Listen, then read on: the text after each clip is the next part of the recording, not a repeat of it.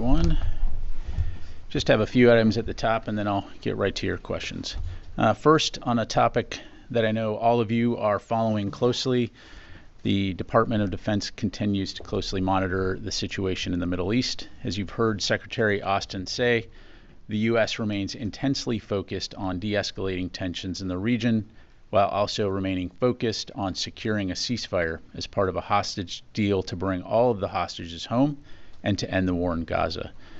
Now, during a phone call on Sunday to Israeli Defense Minister Yoav Gallant, the Secretary reiterated the United States' commitment to take every possible step to defend Israel and noted the strengthening of U.S. military force posture and capabilities throughout the Middle East in light of escalating regional tensions.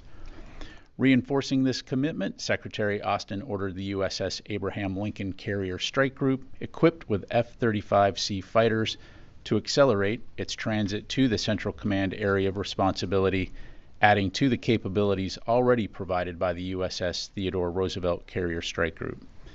Additionally, the Secretary ordered the USS Georgia guided missile submarine to the Central Command region.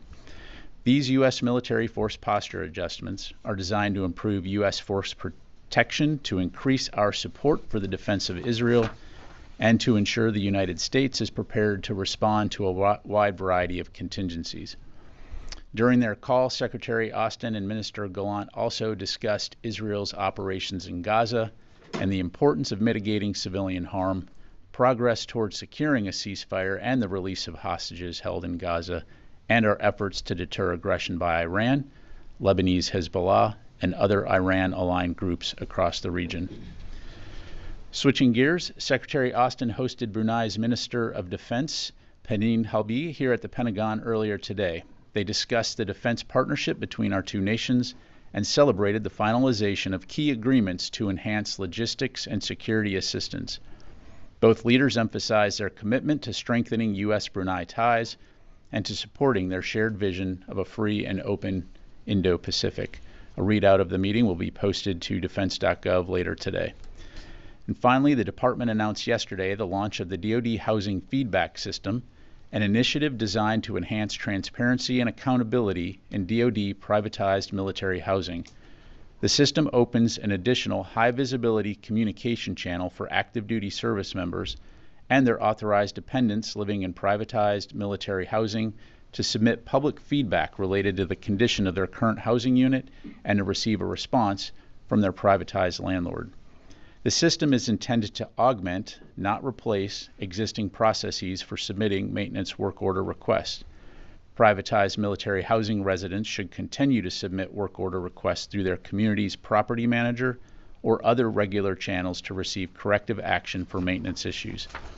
The Department of Defense has a moral obligation to ensure that the spaces where our service members and their families live are healthy, functional, and resilient. This new feedback system is a critical step to ensuring transparent and timely responses to occupants' concerns and aligns with Secretary Austin's priority to take care of our people. And with that, I'd be happy to take your questions. We'll start with Associated Press. Lita. Thank you, Pat.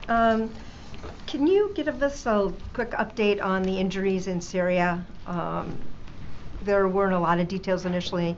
I was sort of hoping you had a bit more detail on numbers and extent of the injuries, and then I have a couple little up on your Middle East update.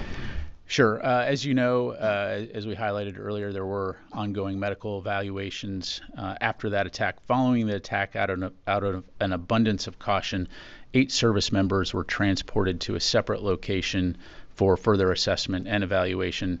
All 8 received treatment for TBI and smoke inhalation. 3 of those service members have returned to duty while the others remain under observation. But according to CENTCOM, none of the injuries are life-threatening. Okay, good. And then just on your Middle East update, can you tell us if the F-A-18s have returned to the carrier now that the F-22s are in place? And does the Secretary intend to keep 2 carriers? I know this has been asked. I didn't know if maybe you had a more firm answer on that. Keep 2 carriers in the region for any extended period of time.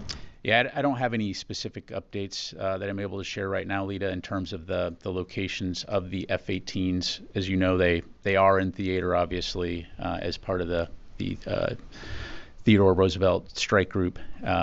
certainly we'll keep you updated on that. In terms of the Abe coming into the AOR, I'm just not going to be able to get into timelines in terms of potential overlap. Again, as we've highlighted, the Secretary has ordered that carrier to accelerate to get to the CENTCOM AOR, and it will add to the capabilities that we have in the region. Right. I think there's just a little bit of confusion on the word accelerate also. I mean, it goes at a certain speed. Is he cutting out a port call, or is he asking it to somehow go faster? It's going to move, with all haste to get to the AOR, again, to provide this additional capability and capacity. Okay. Lucas, welcome to the briefing room. Thank you, General Ryder. Appreciate that. Under what circumstances would U.S. forces launch an attack on Iran? So look, our focus is on de-escalating the situation. We have put these additional capabilities into the region to enable us, as I highlighted, to protect our forces, but also to support the defense of Israel should it be attacked. I'm not going to speculate or get into hypotheticals on when and if Iran launches an attack or one of their proxies launches an attack. Their public comments have been very clear, so we need to take those seriously. But our focus is on de-escalating tensions, working on enabling that ceasefire and getting these hostages returned home. But isn't it important at this critical time in history that you send a very clear signal to Iran that if they launch a major attack on Israel and or its proxies, the U.S. military will attack Iran? Don't you need to send a clear signal about what Iran, if they do it, if they cross it, you will attack them? I think we are sending an extremely clear signal, which is that we are going to support the defense of Israel as evidenced by the capabilities that, one, we already retain in the region, and two, the additional capabilities that we're flowing into the CENTCOM and EUCOM AOR. Real quick on Lincoln. The Secretary has ordered Lincoln to the Middle East twice now in the past, in over 10 days. The first time was 2 days after the Hamas leader was killed outside in Tehran. The second time was on Sunday, as you mentioned. Where was the sense of urgency for Lincoln to get to the Middle East?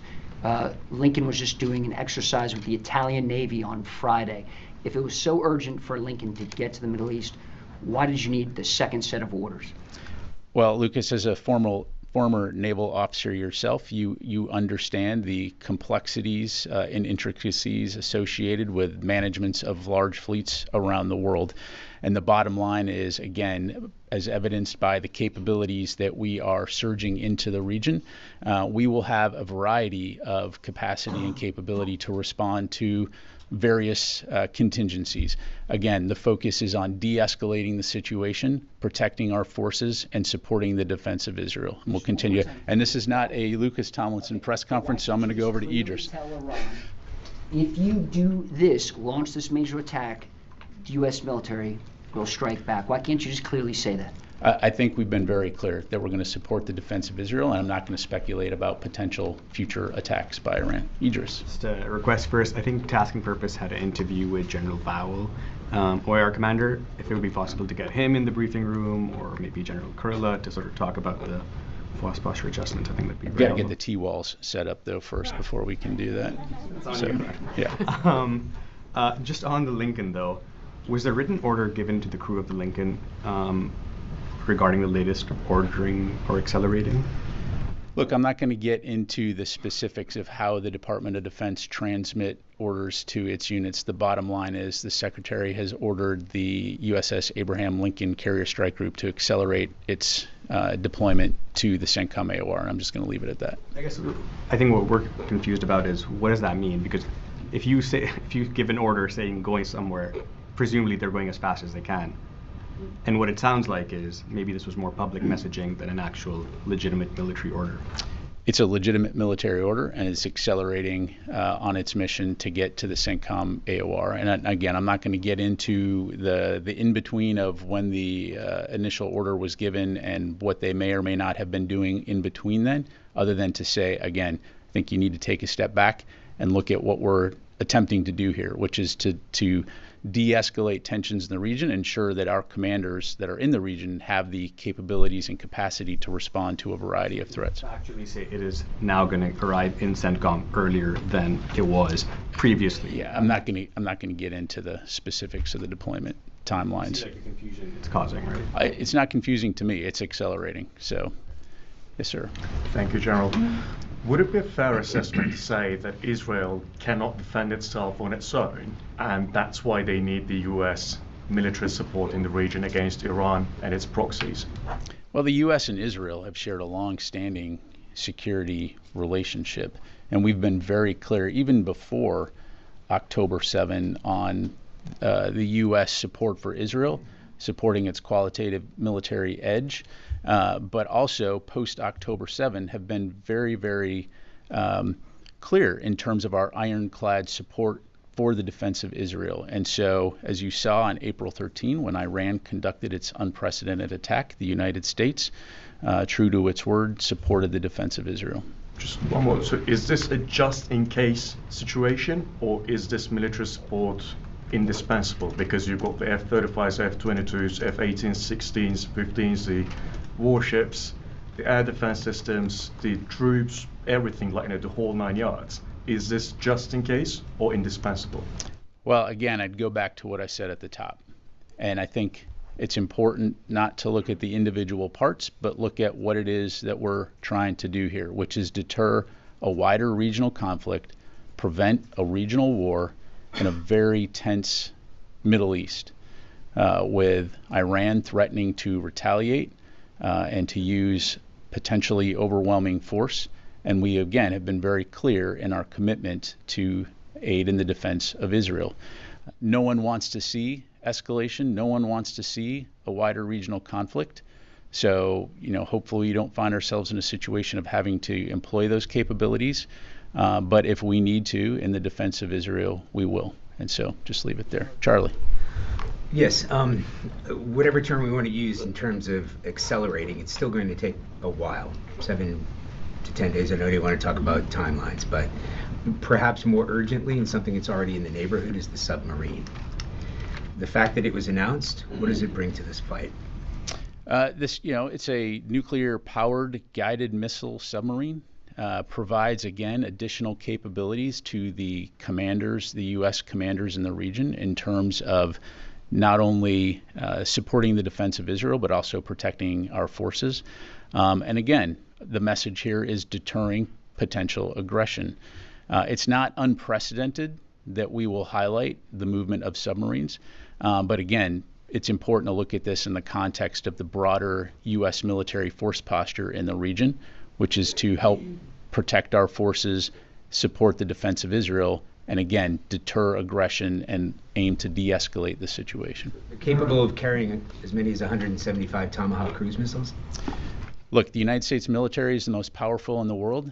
We have these capabilities, and again, I'm not going to belabor the point, but the goal here is to de-escalate the situation and ensure that we can support the defense of Israel should we need to do that. Janie. Thank you, General. 2 questions. On the establishment of the strategic command, does the Pentagon support the completion of the establishment of the South Korean military strategic command? And I have another. And can we expect the establishment of the U.S. ROK, integrated strategic command? Well, certainly that's a decision for the Republic of Korea to make, to determine whether or not they stand up a strategic command. As it relates to that new organization, as I understand it, it will primarily interact with U.S. Forces Korea, which is how the U.S. military interacts with the Republic of Korea. But as you know, we are close allies, and we will continue to work together very closely when it comes to the defense of the peninsula and broader regional security and stability throughout the Indo-Pacific. One more. North Korea attended Russia's advanced weapons exhibition, and Iran and China also are participating in this exhibition. What are your concerns about the expansion of arms cooperation between North Korea and Russia and the cooperation between Iran and China with Russia?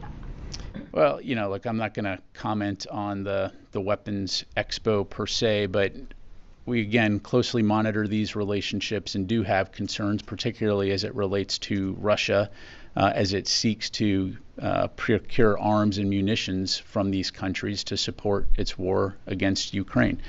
So it's something that we're going to continue to keep a close eye on. Yes, sir. Yeah. Thank you, General. 2 questions on Syria.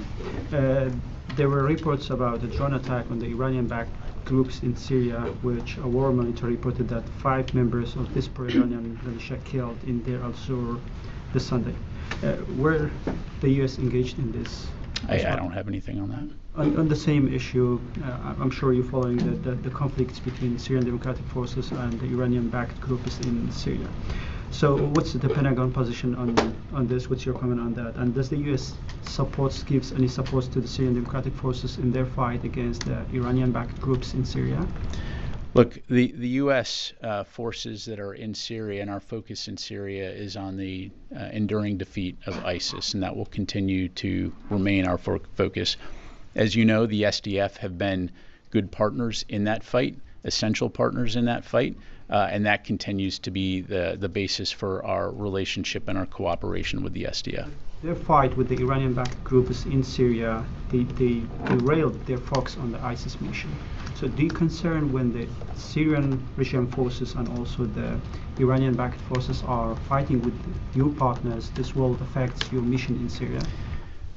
Well, look, I mean, Syria, given the fact that much of it is essentially considered ungoverned space, for many years now, which is what has enabled groups like ISIS to foment, continues to be a challenge.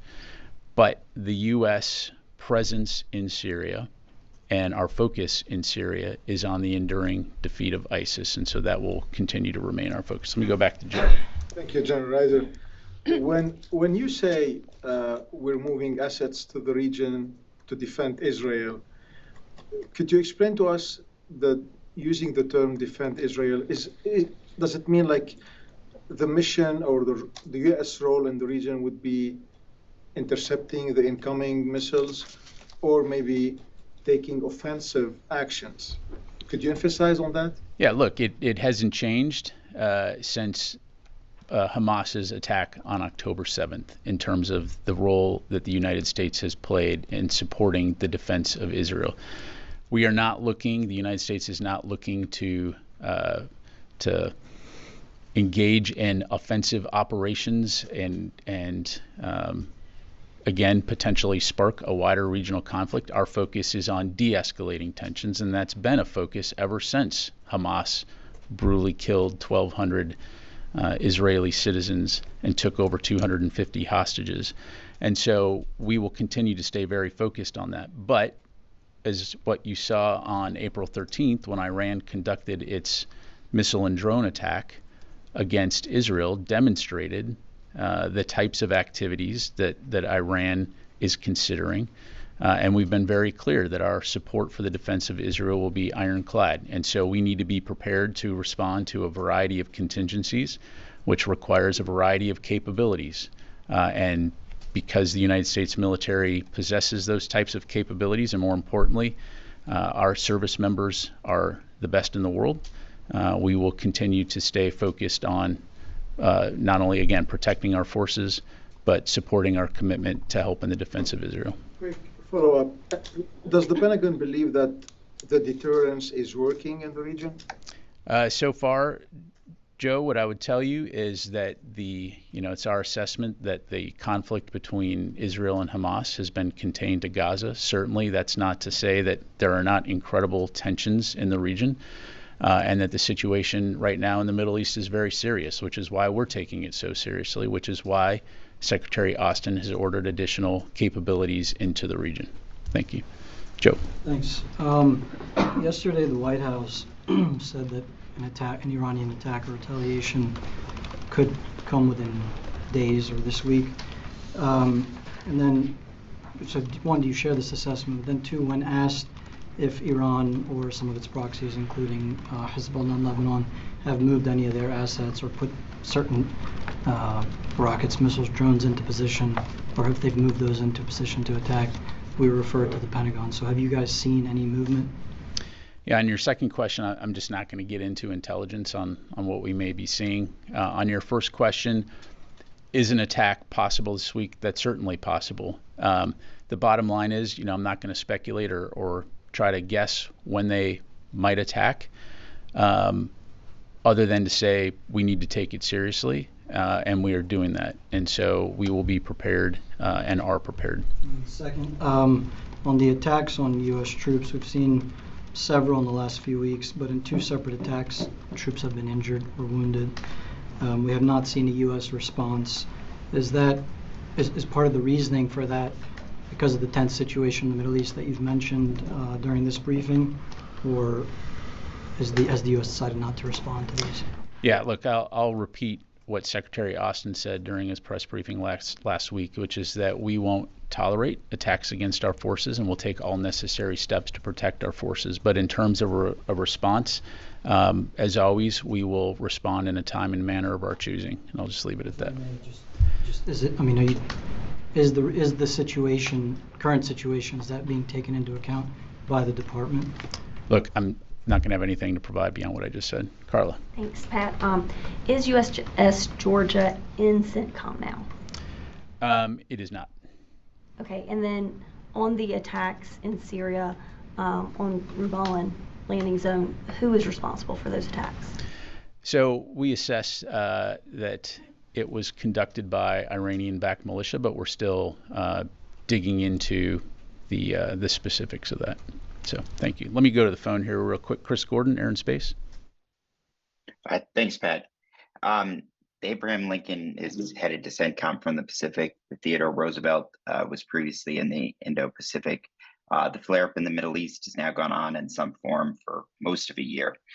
Is the DOD appropriately postured for tensions in the Pacific and the Middle East over the long term? Thank you. Yeah, thanks, Chris. The bottom line is yes. The thing about the U.S. military, as you're seeing this week, is that we have the ability to surge forces and capabilities to where we need them when we need them. The Indo-Pacific Command continues to be our priority theater, and that is indicative of the number of forces that we have that are located within the region. And so, again, we're going to move forces where we need them when we need them. But I can tell you and be rest assured that the Indo-Pacific has a significant number of U.S. forces to support our commitments toward that end. Thank you. Let me go to Heather, USNI. A similar question, but focus on the Middle East. With the fact that the TR is going to take at least probably around 2 weeks to get to the Middle East, does the United States feel confident with the amount of resources that they have in the Middle East if Iran were to attack before TR gets there? Do you mean the Abraham? Sorry. Yes, Abraham. I mean, again, we already maintain a significant amount of capabilities within the U.S. Central Command and European Command regions. And so these additive capabilities will just make that more robust. Okay, let me come back to the room. Oren. Why isn't the USS Georgia in CENTCOM yet? It was in the Med, so it's certainly within range to have gotten to CENTCOM already. I'm not going to get into the specifics of its location and timelines. Again, it has been ordered to the Central Command area of responsibility. Sir. Thank you so much, General. I have a question on Afghanistan. In 2 days from now, it's going to be the 3rd anniversary of a U.S. complete withdrawal from Afghanistan and the fall of a previous government. General, what is the assessment of Pentagon after 3 years over Afghanistan? Is the ISIS-K and also the Taliban or some faction of the Taliban like Haqqanis are a threat to the national security of the United States or not? So just to make sure I clarify, you're asking about the terrorist threat emanating from Afghanistan? Well, it's definitely something that we continue to keep a close eye on. You have various terrorist groups which operate in and around Afghanistan, to include ISIS-K. And so we maintain a variety of capabilities, to include over-the-horizon capabilities should we need to do that. But I think most importantly is we'll continue to work with our partners in the region when it comes to addressing terrorism through our mutual counterterrorism efforts. On Iran question. So the Israeli officials said that they will attack inside Iran if Iran does any retaliate any form and way. So does the United States support that the Israeli will attack inside Iran if Iran does anything? Well, look, again, I don't want to get into hypotheticals at this stage. Right now, our focus is on de-escalating tensions in the region. So, any progress on de-escalating? There hasn't been a conflict yet, so we'll stay after it. All right, sir. Thanks, sir. The counterterrorism chief of United Nations said that Europe is facing a big threat from ISIS-K. He also mentioned that the same group was involved in terrorizing the Taylor Swift concerts in Vienna last week. All these terrorists are based in Afghanistan. Is it a concern because they're also involved in the attacks on Pakistani security forces? What kind of measures are being taken to prevent the expansion of this terror group? Yeah, well, I mean, as evidenced by the global coalition to defeat ISIS, it does remain a threat. And you've seen the United States work very closely with many nations around the world to address ISIS, whether it's in Europe, Asia, and also, as you know, you've seen in Iraq and Syria. And there's also manifestations of ISIS in the African continent. So we'll continue to work with our partners and allies around the world to address the ISIS threat wherever we see it. The Pakistani security forces arrested the senior Al-Qaeda leader recently moved from Afghanistan to Pakistan. Pakistani investigators claimed that this terrorist was a close associate of its founder, Osama bin Laden. Is it a concern that Al-Qaeda is also gaining strength in Afghanistan? Al-Qaeda, as you know, has been greatly diminished over the years, but is not gone. And so, again, similarly to ISIS-K and other groups that present a potential security threat to the United States and our allies and partners, will continue to stay very focused on addressing that threat.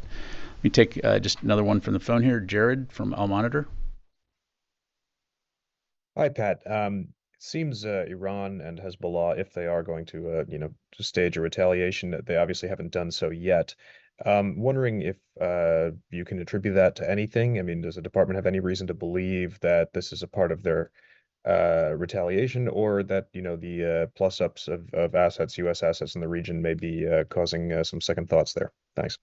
Yeah, thanks, Jared. I mean, that's really a question for Iran to answer. I can tell you again what our focus is and on what we're doing, and it's working very hard with our partners in the interagency and our regional partners to de-escalate the situation and deter potential aggression.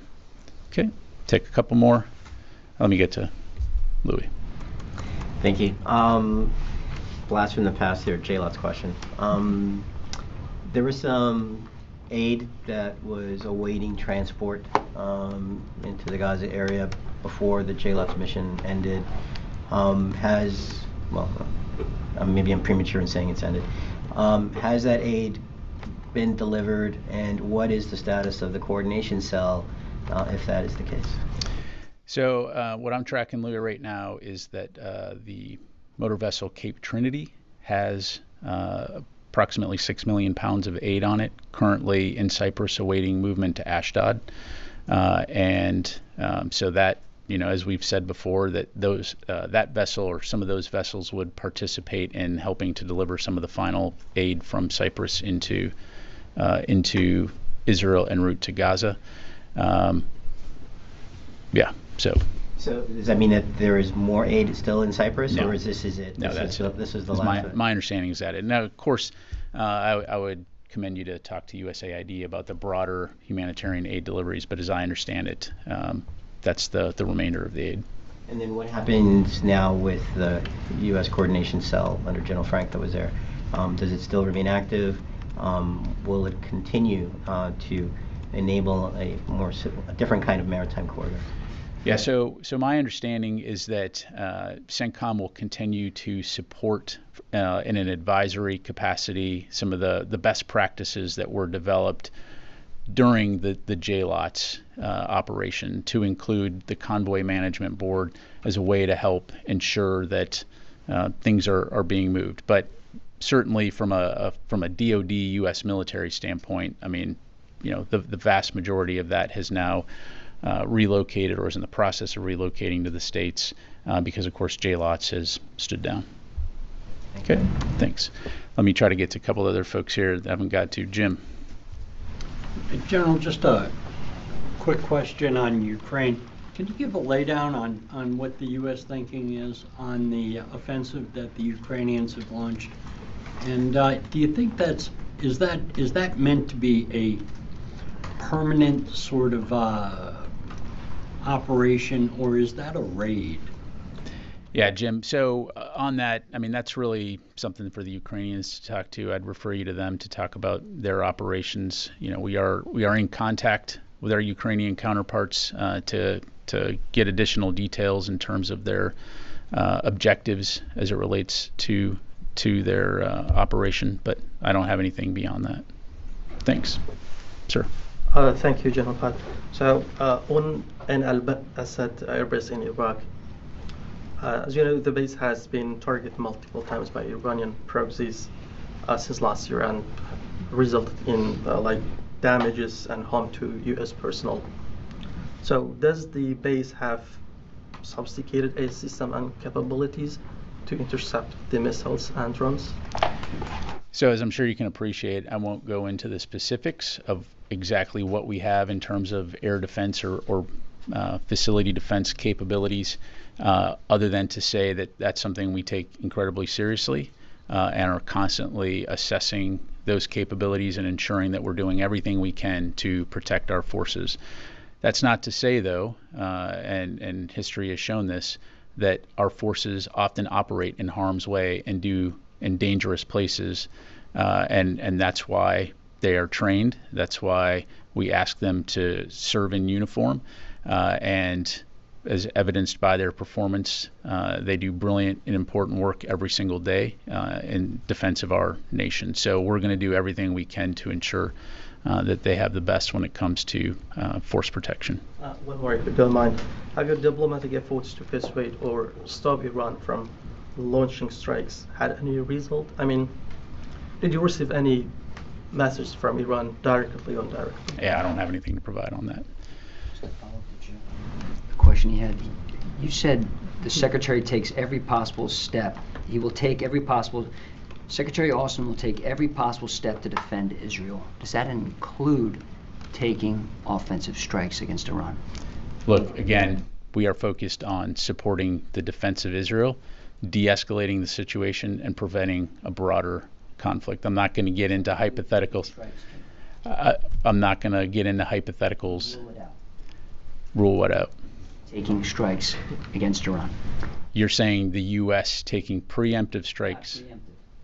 If Israel is attacked in a major... So you're getting into hypotheticals. You started it with if, and I'm going to not get into hypotheticals. So, there you go. Thanks. It's important to be clear to Brad, I think we're being pretty clear, Lucas. We're sending significant... I'm being very clear to Lucas and Iran that we are sending significant capabilities in the region to protect our forces and support the defense of Israel and respond to a wide variety of contingencies. If you look at the strategic goal here, it's to de-escalate the situation and prevent a wider regional war.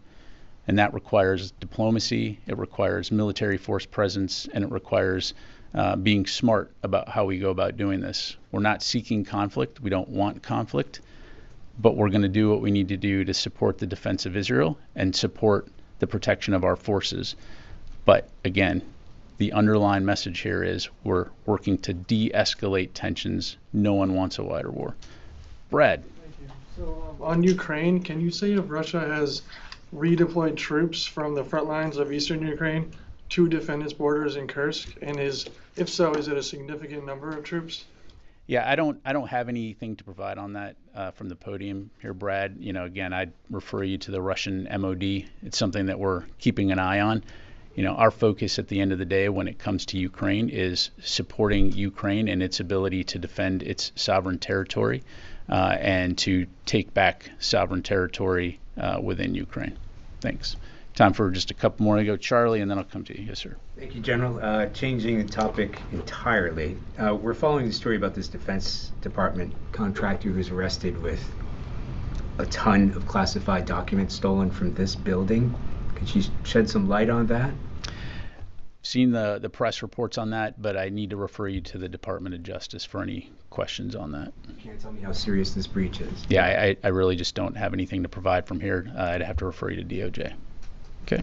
Last question. Yes, sir. General, you mentioned several times your message that you are looking to de-escalate the tensions in the region. So my question, what we are seeing right now with the militaries increasing in several parties, do you believe the diplomatic solution is still possible? Do you think that the parties will listening? And what's your message to them? Look, there is always time for diplomacy to work, and that will continue to be the main effort, certainly for the United States government, in terms of working to de-escalate the situation, implement a ceasefire, and get the hostages home. So as long as there's hope, and there is, we'll continue to stay focused toward that end. And then, I'm sorry, your second question? My second question is going to be another topic, please, if you would mind. There is some reports claiming that the weapon that being used to attack Al-Tabi'in school in Gaza recently was a U.S. bomb, a U.S.-made bomb. Do you confirm that, General? And do you believe that Israel is still using the U.S. weapons according to U.S. and international law? Yeah, when it comes to Israeli employment of munitions, I'd have to refer you to them. I don't have any information to provide. In terms of civilian casualties, as I highlighted at the top, this is something that we continue to take very seriously. It's something that Secretary Austin has discussed with his Israeli counterpart every single time they talk, highlighting the importance and the moral imperative and the strategic imperative of ensuring that civilian safety and harm mitigation is taken into account in conducting operations. The bottom line is way too many civilians have died during this conflict, both Palestinian and Israelis. And so it's incredibly important that Israel continue to conduct its operations in a way, plan its operations in a way that is taking civilian safety into account. That's not to say, though, that Hamas doesn't bear responsibility as well in the fact that they conduct their operations and embed their forces amongst the civilian population in places like schools, mosques, hospitals, making it incredibly difficult for Israel to conduct its operations in these areas. So I'll leave it there. Thank you very much. Just a quick clarification on the Louis question.